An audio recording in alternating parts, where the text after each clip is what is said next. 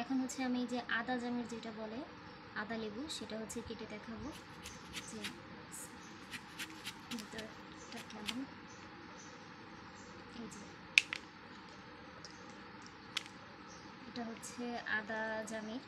তো আপনারা চেষ্টা করবেন বিচিটা যাতে কখনোই না কাটে, বিচিটা না কাটার চেষ্টা করবেন, ঘুরিয়ে ঘুরিয়ে কাটার চেষ্টা করবেন, তাহলে হচ্ছে এটা তিতা হবে না। যদি বিচি কেটে যায় তাহলে হচ্ছে এটা নাকি তিতা হয়ে যায়। এটা হচ্ছে মানে সিলেটের যারা আছেন তারা হচ্ছে আমাকে বলছে।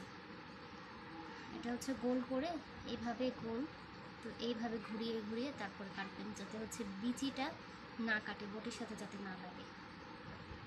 তো এই যে এটা হচ্ছে যে কমলার মতো, কমলা বা লেবু এটার মতো।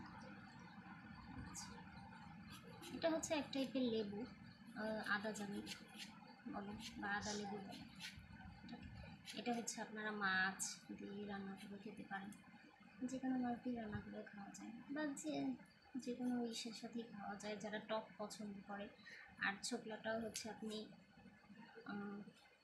মাছ বা যে কোনো মাংস বা তরকারির মধ্যে দিয়ে রান্না করে খেতে পারেন, খুব সুন্দর একটা ফ্লেভার আসে।